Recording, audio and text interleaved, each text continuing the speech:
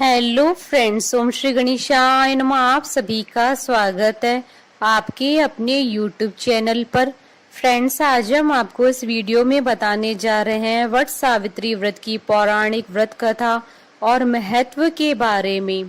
Friends, video शुरू करने से पहले आपसे रिक्वेस्ट है, अगर आप हमारे चैनल पर नए हैं और आपने अभी तक चैनल को सब्सक्राइब नहीं किया है तो प्लीज सब्सक्राइब कीजिएगा चैनल को, साथ ही प्रेस कीजिएगा बेल आइकन को, जिससे नए वीडियो से रिलेटेड नोटिफिकेशन आपको तुरंत प्राप्त हो सके। और वीडियो पसंद आने पर वीडियो को लाइक और शेयर जरूर कीजिएगा ताकि सभी भक्तों को इस वीडियो का लाभ प्राप्त हो सके। और कमेंट बॉक्स में ओम श्री गणेशाय नमः जरूर लिखिएगा। वट सावित्री व्रत ज्येष्ठ मास की कृष्ण पक्ष की अमावस्या तिथि के दिन मनाया जाता है।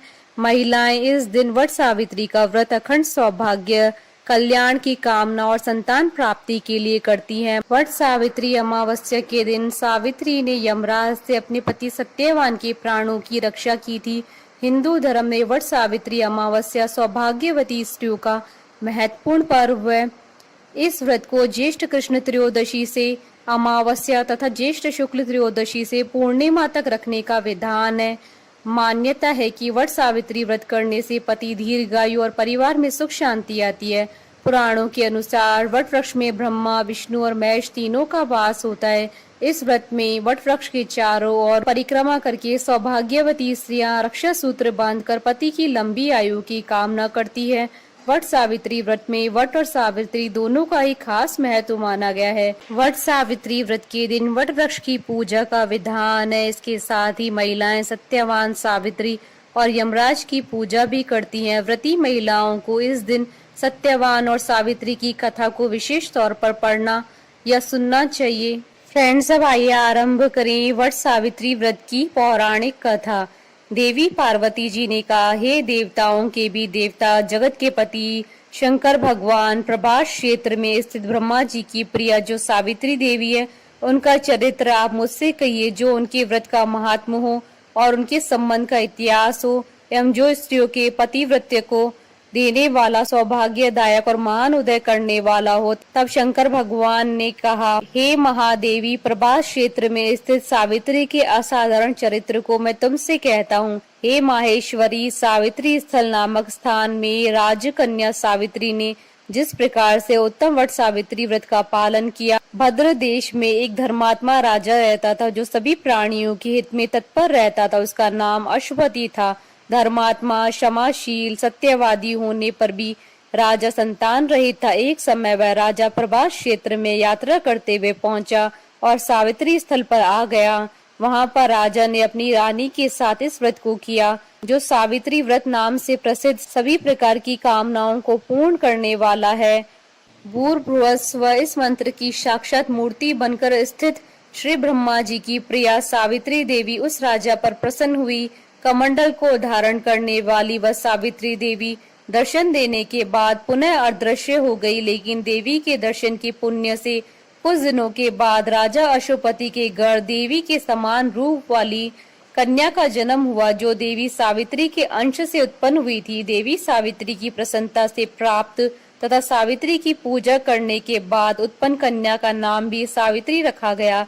वह राजकन्या देवी लक्ष्मी के समान शोभित होती हुई बड़ी होने लगी और धीरे धीरे सुकोमल अंगों वाली वह कन्या यौवन अवस्था को प्राप्त हुई। नगरवासी उस कन्या को देखकर यही समझते थे कि वह कोई देव कन्या है। कमल के समान विशाल नेत्रों वाली एवं तेज से अग्नि के समान प्रज्वलित होती भी वह सावित्री महर्षि भृगु द्वारा कहे हुए सावित्री व्रत को करने लगी।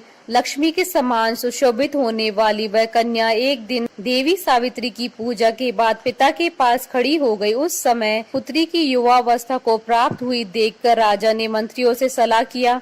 इसके बाद राजा ने सावित्री से कहा, हे पुत्री, तुम्हें योग्य वर को देने का समय आ गया है। मुझसे कोई तुम्हें मांगने के लिए भी नहीं आता और मैं भी विचार करने पर तुम्हारी आत्मा के अनुरूप वर को नहीं पा रहा हूँ। अतः हे पुत्री, देवताओं के निकट मैं जिस तरह से निंदनीय ना हूँ वैसा तुम करो। मैंने धर्म शास्त्र में पढ़ा और सुना भी है कि यदि पिता के गृह में रहती हुई विवाह के पहले ही जो कन्या रजोधर्म से युक्त हो जाती है, उसके पिता को बड़ा पाप लगता है। इसलिए हे पुत्री, मैं तुमको भेज रहा हूँ कि तुम स्वयं ही अपने योग्य वर ढूंढ लो। वृद्ध मंत्रियों के साथ शीघ्र जाओ और मेरी बात को मानो। इसके बाद आप जैसा कहते हैं वैसा ही होगा। ऐसा कहकर सावित्री घर से निकलकर राज ऋषियों के साथ तपोवन की ओर चल पड़ी और वहां पहुंचकर माननीय वृद्ध जनों को प्रणाम करके सभी तीर्थों और आश्रमों में जाकर पुनः मंत्रियों के साथ सावित्री अपने महल को लौट आई। यहाँ सावित्री ने पिताजी के साथ देवर्षि नारद जी को बैठे देखा। आसन पर बैठे हुए नारद जी को प्रणाम करके मुस्कुराती हुई जिस कार्य के लिए वन में गई थी सारी बातें कहने लगी। सावित्री बोली, हे नारद जी, शाल्व देश में धर्मात्मा दुम्तसेन नाम से विख्यात एक क्षत्रिय राजा हैं जो देव योग से नेत्रहीन हो गए हैं। रुक्मी नामक उनके एक सामंत ने उनसे राजपाट छीन लिया है। वह अपने पुत्र और पत्नी के साथ वन में रह रहे हैं। उनका पुत्र सत्यवादी और धर्मात्मा है। उसे ही मैंने अपने पति के रूप में वरण किया है। नारद जी सावित्री के वचनों को सुनकर बोल पड़े कि हे राजन, सावित्री ने यह बड़ा कष्टप्रद कार्य कर डाला। बाल बुद्धि होने से इसने केवल गुणवान समझकर सत्यवान को वरण कर लिया। सत्यवान मिट्टी के घोड़े बनाता है और घोड़े का चित्र भी बनाता है। इसे उसे चित्राश्व भी कहते हैं। सत्यवान दान और गुण में रंती देव के शिष्य के समान है। ब्राह्मणों की रक्षा करने वाला है और सत्यवादी भी है। राजा यताति के समान उदार, चंद्रमा के समान प्रिय लगने वाला है। रूप में दूसरे अश्विनी कुमार के समान और दुम्तसेन के समान बलवान है, लेकिन उसमें केवल एक दोष है, दूसरा कोई नहीं कि सत्यवान आज से ठीक 1 वर्ष पर शीर्णायु हो जाने से देह त्याग कर देगा। इस प्रकार नारद जी की बात सुनकर राज्य कन्या सावित्री ने राजा से कहा, राजा, लोग किसी से एक बार कोई बात कहते हैं, ब्रह्मवेता एक ही बार कहते हैं और एक ही बार कन्या दी जाती है। ये तीनों कर्म एक ही बार किए जाते हैं, बार बार नहीं। दीर्घायु हो या अल्पायु, गुणवान हो या निर्गुण, वर को एक ही बार वरण कर लिया, अब वह दूसरे वर को वरण नहीं करूंगी। नारद जी ने कहा, हे राजन, यदि आपको उचित लगता है तो अपनी पुत्री सावित्री का कन्यादान शीघ्र कर डालिए। राजा ने शुभ मुहूर्त में विधि विधान पूर्वक सत्यवान के संग सावित्री का विवाह करवा दिया। सावित्री अपने पति को पाकर ऐसे प्रसन्न थी जैसे पुण्यवान पुरुष स्वर्ग को पाकर प्रसन्न होता है। सावित्री उस सत्यवान के साथ आश्रम में रहते हुए नारद जी की कही हुई बात को याद करती रहती थी। उस दिन को गिनती रहती थी जब सत्यवान देह त्याग कर चले जाएंगे। जब सत्यवान के मरण के केवल 3 दिन शेष रहे, तब सावित्री ने निर्हार रहकर व्रत किया और तीसरे दिन सुबह स्नान करके देवता और पितरों का पूजन किया।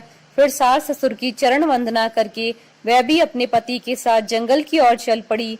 जंगल में लकड़ी काटते काटते अचानक से सत्यवान के सिर में दर्द होने लगा। सावित्री ने कहा कि आप कुछ देर मेरी गोद में सिर रखकर सो जाइए, फिर हम आश्रम की ओर चलेंगे। जैसे ही सत्यवान सावित्री की गोद में लेटे, वैसे ही सावित्री ने देखा कि वह सांवले पिंगल वर्ण वाले किरीटधारी पीत वस्त्र पहने हुए साक्षात सूर्य के समान उदित हुए पुरुष उनके सामने खड़े हैं। सावित्री ने उन्हें प्रणाम किया और उनसे पूछा कि आप कौन है। इस पर यमराज ने कहा कि मैं प्राणियों के लिए भयंकर और कर्मानुसार उनका उचित दंड देने वाला यम हूँ।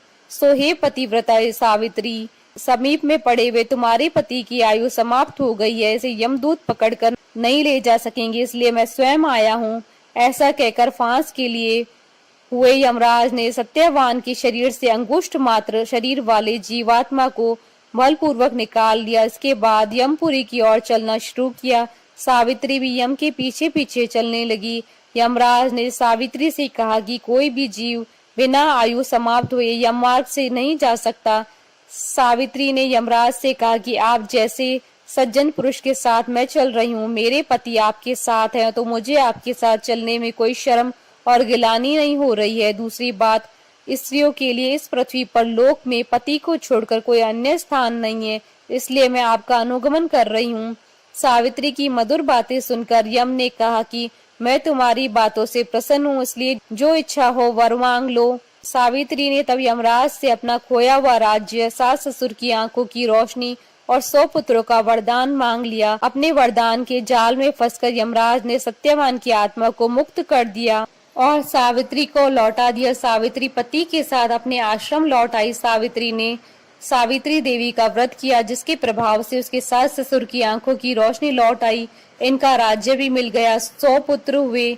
इस प्रकार सावित्री सत्यवान चिरकाल तक राज्य सुख भोगते रहे। अतः पतिव्रता सावित्री के अनुरूप ही प्रथम अपने सास ससुर का उचित पूजन करने के साथ ही अन्य विधियों को प्रारंभ करे। वट सावित्री व्रत करने और इस कथा को सुनने से उपासक के वैवाहिक जीवन या जीवन साथी की आयु पर कोई भी संकट नहीं आता है और उसे अखंड सौभाग्य की प्राप्ति होती है। कथा अधूरी हो तो पूरी करना और पूरी हो तो मान रखना। बोलिए सावित्री माता की जय। हमारे साथ इस वीडियो में अंत तक बने रहने के लिए आपका धन्यवाद। ओम श्री गणेशाय नमः।